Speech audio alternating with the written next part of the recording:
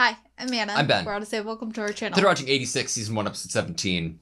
No cliffhanger or anything that we need to see the repercussions of. Are you ready? Yeah. Sweet. Are we dead? Oh, God. Wait. Why do I feel like we're in... 86. Oh, my San Magnolia. Lena's hand. Yo. What the fuck? We are actually like, oh my god, this is insanity. Annette. Oh, shit. Listen to this song.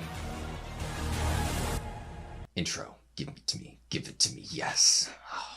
They're literally marching through the streets. The It's Alba kind of are surreal running. to see, yeah.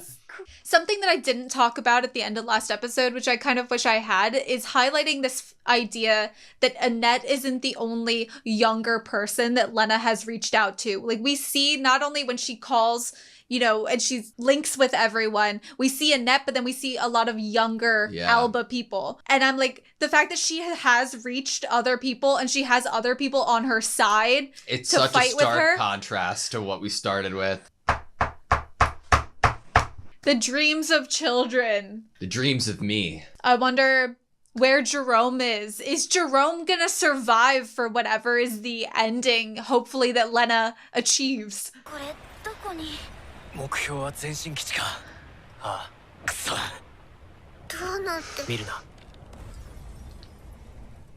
Don't look.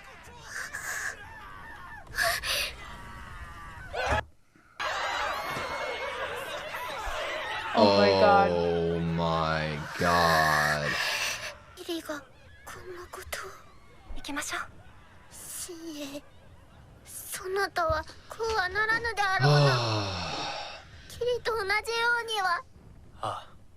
When they marched forward toward her.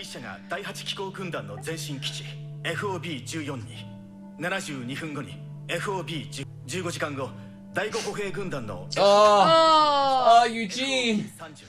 My boy. My dead boy. Oh my god. Morpho.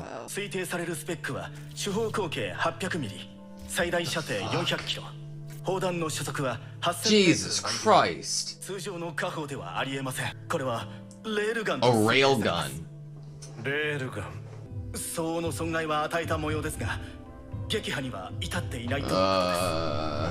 We're gonna have to go take it out.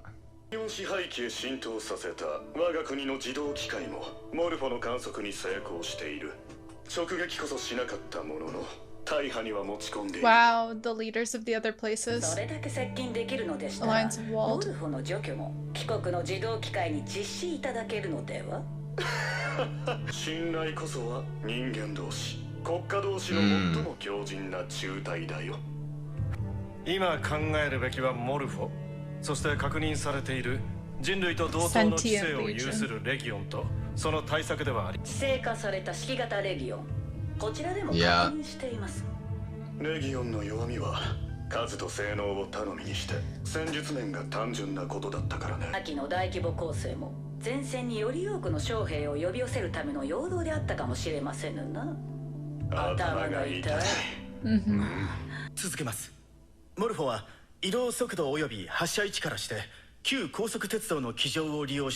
Train based. Oh, fuck.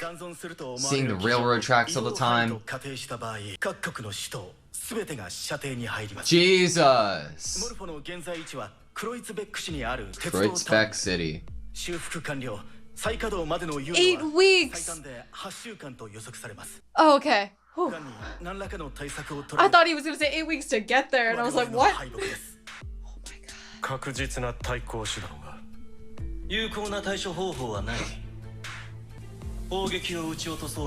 対空砲では速度も弾幕の密度もまるで足りない。他の戦線から巡航ミサイルは Is he the guy in the OP? レギオンどもの妨害により誘導は効かず Legion 弾速 jamming. が遅い分対空砲の迎撃も受けやすい。ご自身も強力な対空兵装を備えているようだ。おそら Jesus. くこの二の舞になる。レギオン支配域への西部戦線全軍挙げての突撃 Into Legion held territory. レギオンどもがひしめく中を直線距離100キロの Jesus 敵 Christ 中突破か。西部戦線の戦力は増援即応予備を加えても先の攻撃で 26%。 Wow. 他戦線の防衛部隊はさすがに動かせない以上この戦力だけで作戦を実施せざるを得ない。レギオン通常兵力も同数程度は減毛させてはいるが、元の母数が異なる。奴らの生産工場は無傷のままだから、ここから2ヶ月後にはさらに増えるだろうという Gotta go 予想だ。 now. 便利なものだ。破滅しか予言できない異能者とは。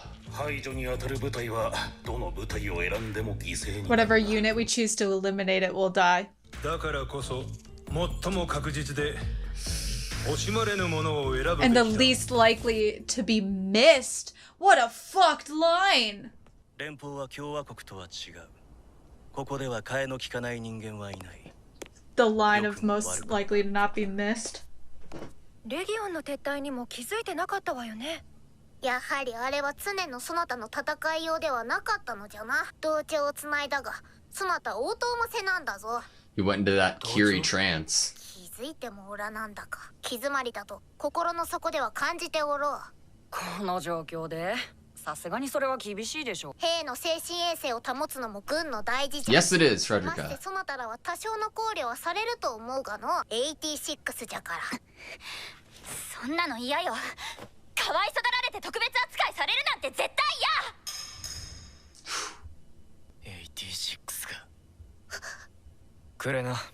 ああいう目の方がよっぽどマシよ。慣れてるから。Hmm. ま、今回は流れ弾だったけど、いつ基地ごと吹っ飛ばされるかわからないから、さすがにピリピリしてるね。モルファの修復にはあと2ヶ月かかるから、それまでは攻撃してこないって予想 But だ how った can は you ずだけど。 fully trust that? この予想のもとが怪しい外国の観測映像5秒くらいとよくわからない異能だけじゃ信用できないんじゃないの。それでも表だって混乱一つ起きてねえんだから。 God, look at まあ連 everybody's 邦軍人 legs. の連動も大したもんだよな。共和国だったら逃げ出してるだろうね。もしそうだったら詳細生きてるかな。セオ君、逃げないでしょうあの人は。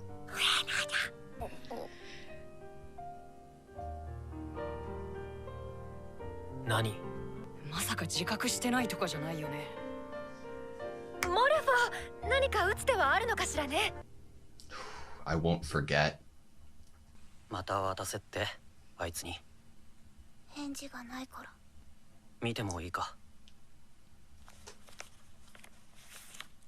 Does she want to give something to Shin? She wants Marcel to give something to Shin. 誰かのせいにする方が。気をつけて帰れよ。Man. Wait! The letter. 渡してもらう。 Wow. That's what was. Oh.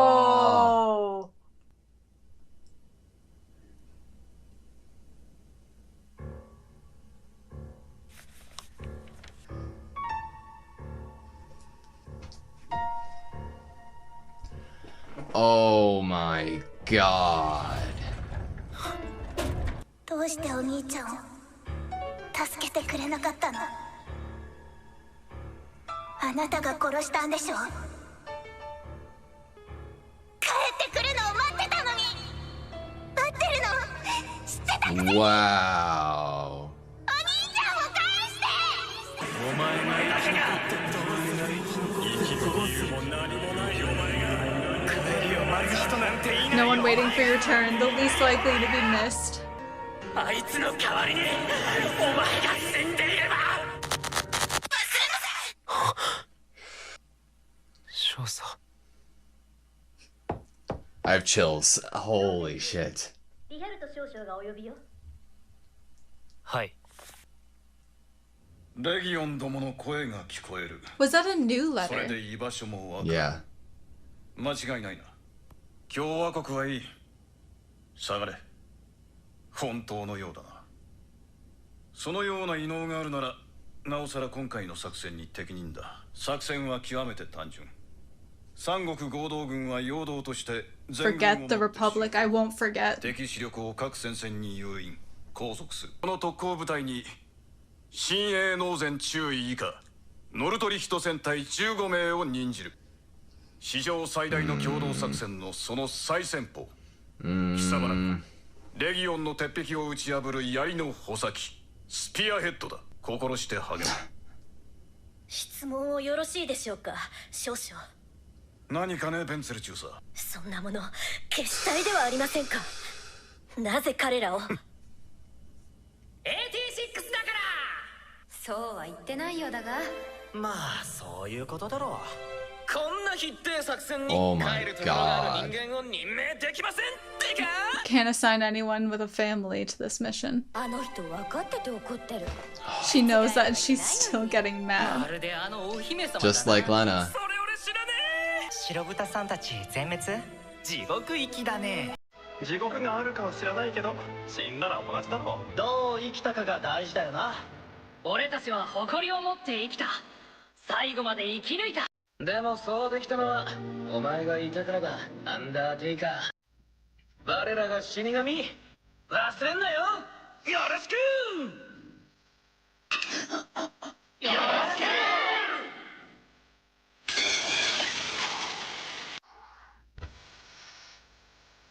置いていかれてばかりだ。いつだって。死なせません。なら俺たちよりも生きてほしかった。置いていかないで。そう望まれたのはこちらのはずです。忘れません。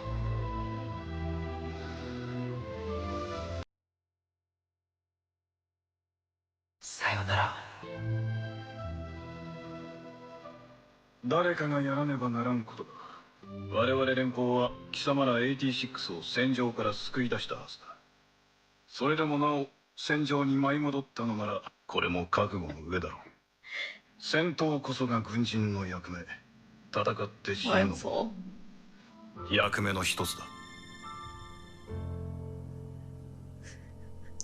了解しました。Holy shit. 失望したかしら、注意。あなたたちは残りなさい。それからこれが終わったらもう軍なんてやめなさい。あなたたちはあなたたちを守らない祖国のために十分戦った。だからもう。だからあなた方の正義感と同情心を満たすために俺たちであることをやめろと、そういうのですか。助けられたことは感謝しています。ですがだからといって哀れまれる。 The idea of pity to bring that up again with another character. 他のやつだけ戦わせて戦場から逃げ、誰かに首をくくられるまで目を背けて生きるような Wow. 共和国の奴らと同じものになり下がってたまるか。私には。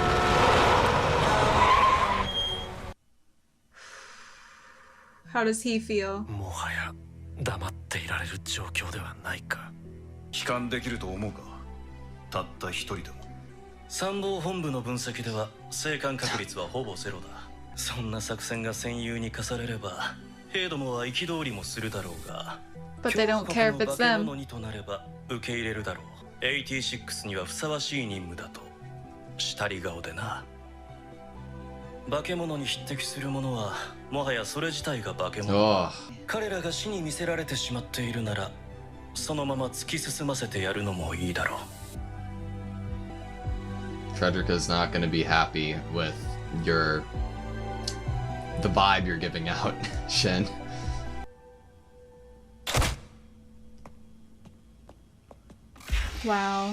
隊長、俺たちを見捨てねえでくれるのはまあありがたいですがね。てめえんとこや親戚のチビどもとそう変わらねえガキがむざむざ死んでくのを平気で見てはいられませんや。俺たちだけで行けって命じてください。I love the fact that he wasn't turning to look at them and it was a reflection. ここで逃げたら白豚と一緒だもん。シンくんだって中佐に短歌切ってきたんでしょ。私たちもそれは一緒だから。letting someone else fight your battle でも for you. 一番ヤバいとこに僕たちが選ばれたのは86だからだよね。だな。ま、僕たちは86だから行くんだけど。 Chosen for it, but then we're going because of it. この部屋寒いんだよね。 Show me Lena. Show me Lena. Were you surprised at the contents of the letter? Once I saw who it was from, I was like, it makes a lot of sense why Shin was acting the way that he did. Like, even before I saw it was in the letter, I was like, I know what the fuck's gonna be. Like, what the overall feeling of that letter is gonna be. San Magnolia? Oh, shit.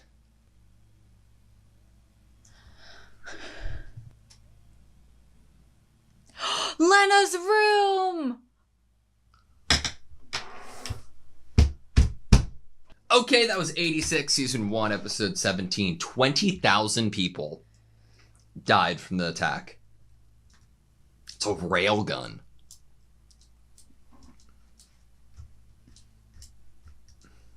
Man.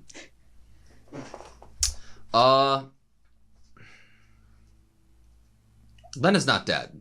No. Lena is not dead. I know that there are a lot of really good things to talk about from this episode that we just watched, but it's almost like I'm in a state of like not wanting to open a can of worms. Why? Emotional damage. Like, I'm like, okay, I'm gonna not think about that anymore. You know, I'm gonna just like leave the room and go take a nap or something, you know, just like because some of the things that were in this episode are just, I mean, in this whole entire show, some of the concepts, some of the realistic truths that are really unfortunate about just human nature in this episode. Some of the time when you're confronted with things like that exist in the real world that are incredibly unfortunate and frustrating, you kind of just want to like remove yourself. I like how consistent it is. Like, it's not like, oh, yeah, we're not in San Magnolia anymore. We're in, like, so everybody's, like, perfect and nice and has, like, the best ideology in the world. Like, there are always going to be people that exist that are more malicious than others. There are always going to be people who exist that have a bad feeling about a group of people, like whether it's warranted or not, and most of the time it's not. And there are always, thankfully, going to be people like Lena or Wenzel that will fight for it. But being within Spearhead, you know what that constant reminder of what life is like and what people are really like leads you to, you know, the place that they're at. The hypocrisy, the prioritizing, like in theory, of course, not even in theory, like it makes sense for a certain place like the Federacy to prioritize their troops, their people, the people that live within their walls, their citizens, their civilians.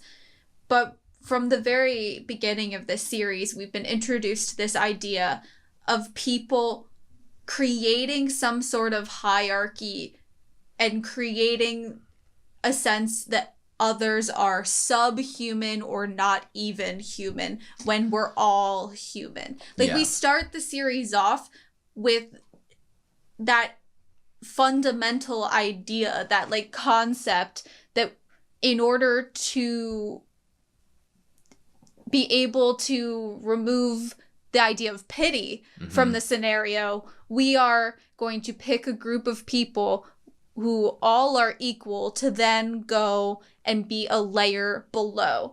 And we keep saying and reiterating, the Federacy's not like the Republic, the Federacy's not like the Republic, but we're also saying we're going to ditch San Magnolia. We're like, oh, show us the locations that the legions are, Shin. And he's like, doo-doo-doo-doo-doo. And they're like, but you don't have to show us where they are in the Republic. Like, that doesn't matter. Forget the Republic. And of course, like, they're not teamed up with the Republic. They are prioritizing the Alliance of Wald, Roa, the places that they have communication with and have created an alliance to fight with.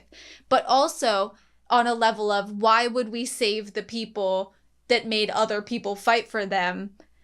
But then also the hypocrisy of knowing that if they presented this job to a regular soldier of the Federacy, all of the other soldiers would be up in arms that you're sending them on a suicide mission. Yeah. This mission that is, there's no way really to come back alive from. But if it's in 86, they're okay with it. Do you think that Lena has knowledge of the railgun and potentially still has forces enough that they would be sending towards trying to destroy it?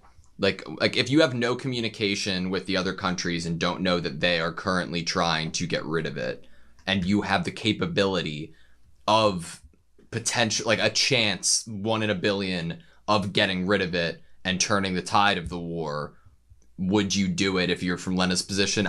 That being said, I don't think we see Lena's dilapidated bedroom, but we know we know where she could go to be safe, though. Yeah. Shin told her, where we didn't know about the railgun and the proximity at which it can shoot, how far it can shoot. Yeah. But we're told that it can make it to the city center, basically, of all of the major places around. Yeah. Alliances, republics, Federacy.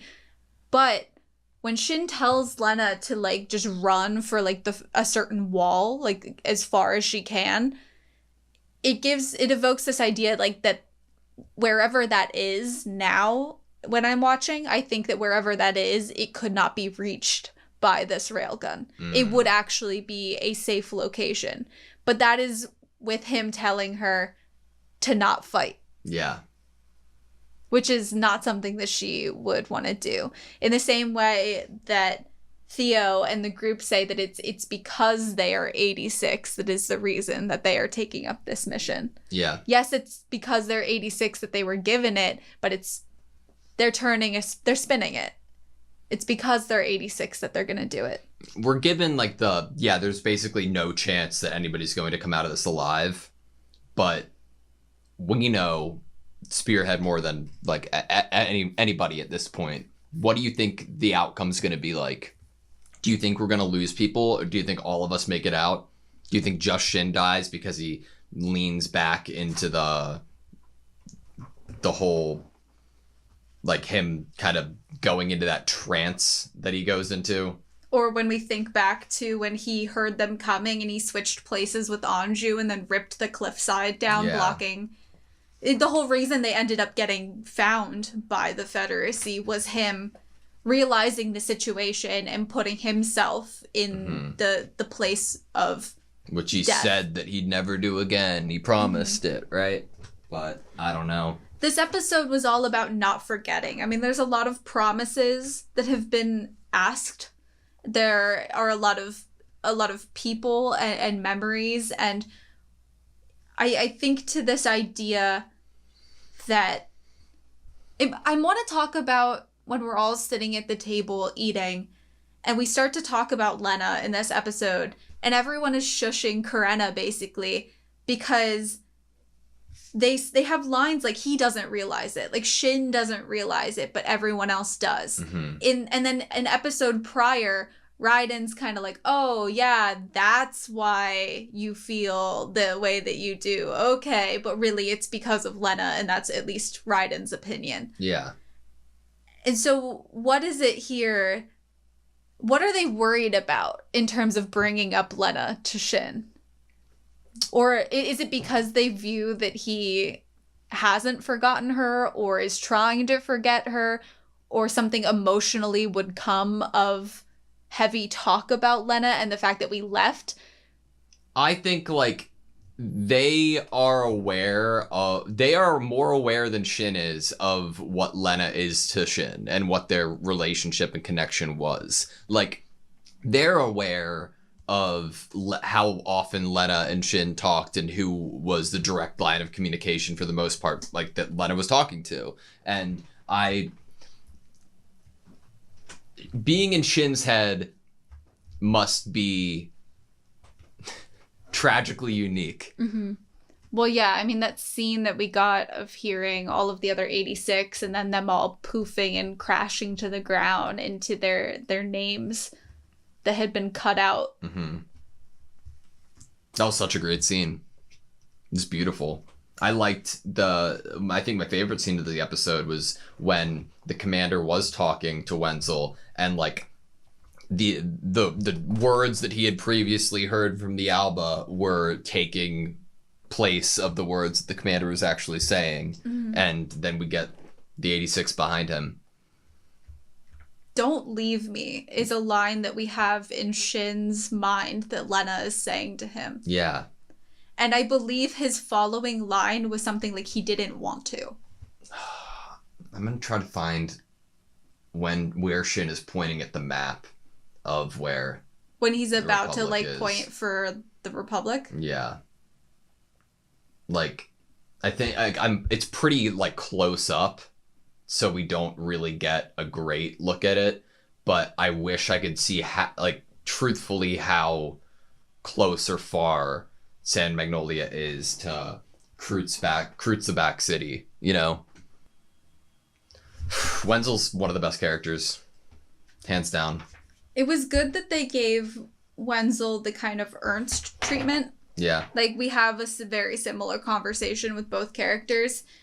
And these are the characters that I think, in comparison to a character like Annette within the Republic, mm-hmm. a character that, when things are fully brought to their attention and forced in their face of the scenario, they side with the oppressed. They end up siding with the oppressed, or at least trying to champion for them. And unfortunately, in some cases, you could do that and then end up trampling on the oppressed's voice. You know, you want them to be able to be the loudest voice in the room. Yeah. Not yours for them. Like, give them the space to be the loudest voice.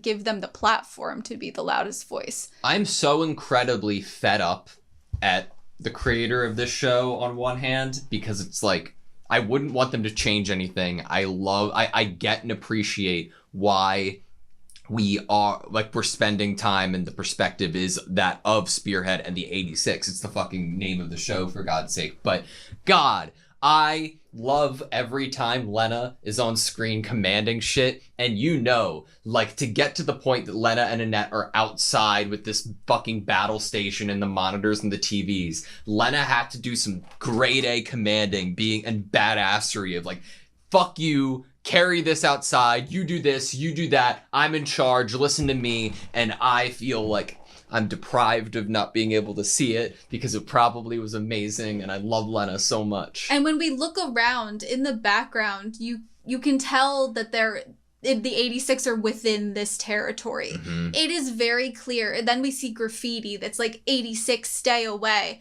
And we don't even have to see the Alba reacting to the reality that the walls are getting encroached upon, mm-hmm. and that the 86 will have to enter the city to fight. Yeah. We don't have to see what that was like to tell the citizens that. Uh-huh. Because we can completely imagine from just that graffiti alone and everything that we've had prior, of course they would have pitched fits until they had to run scared peeing their pants. Yep. Like.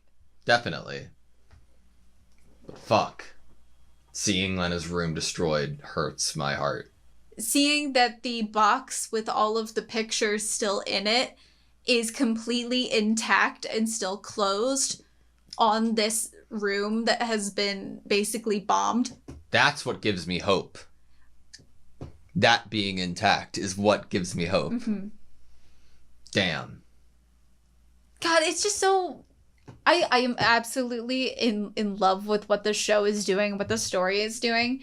and on an emotional level as a person that is watching this, who has feelings, some of the things in the show, what we're talking about, the hypocrisy, like, I feel so incredibly frustrated by how realistic this fantasy story is. Yeah, I know. I absolutely despise how easy it is for me to understand and not need blanks filled in. Like I had just said, where I don't need to see how the Alba reacted to the 86, the news that they had to enter the city. The fact that I do not need to see but on the some other of the hand, context. Episodes ago, I'm like, yeah, Marcel's gonna come around. And now he's being the... I'm so frustrated. Okay, I want to talk... I don't want to talk about it, It's easier to but I blame want to people. talk about it. I don't want to talk about it, but I want to talk about it. I'm like frustrated with him because I'm like, you're resorting to like is this you resorting to this childlike point of view or level? Are you really showing us that what seemed like a childlike point of view before, where it was like, you're new to the war, you don't really understand, you could obviously tell that Eugene was like in pain and dying, and you're still gonna yell mean things at Shin, but now you're also like, is that a smirk? Are you doing this because the sister wants you to deliver it? I mean, or is it because you feel the same way still? Look, like we don't know like the extent of how close Marcel is with, like, was with Eugene and Nina in terms of like one-on-one, like, or in the past. If a little kid whose brother and basically caregiver just died and they are processing it one way and you are not very close to them, it would be a weird, wrong position to be in to tell them like, no, you're processing your grief wrong, you know? But also, something to bring up is, who the fuck told the child that Shin shot him in the head? Yeah, you're right. Who told the kid that? That is not something that should even be in a war report. You're right. The fact that someone knows that, to me, it's because Marcel told her. Yeah. Shin killed your brother. Like, that's unrealistic to me, that she would have been told that by like a superior or by the Federacy, that your brother was horribly is that injured, what the drawing and is? then, like, just his, like, Eugene's head after Shin shot it? yeah, so it's like, are you hoping, like, did Marcel tell her? Yeah. Is that how she learned this? Or am I just not supposed to think too much about it in a critical manner of like how she would have learned that information? Yeah. Because it doesn't feel realistic other than a vendetta that Marcel would have to kind of want to tell her the true story. Like when he arrived, he was like, you could have saved him. But like, could he really, or do you not want to confront death yet? Are you not ready to confront the reality of war? And when we get that line from the commander, like, yeah, it hurts, but it's like part of a soldier's job is to be aware of the fact that you could die and might have to die on the you shouldn't have to die, but you might die on the battlefield. And in this instance, it's a suicide mission. So part of your job as a soldier, it's kind of in there, since there's no way really of predicting that you'd come back alive from this. It's surreal to see a picture of Shin on a computer screen that says psychics on it. You know? It felt like, for a second, I was taken aback. I was like, are they making fun of him? Did they actually believe him? Do they believe in psychics in this world? Like, the fact that there's like a label for it makes you feel like there are more of them that are labeled the same way in the file that we just don't know about. What do you think they have for his hair color? It starts with C. Yeah. What?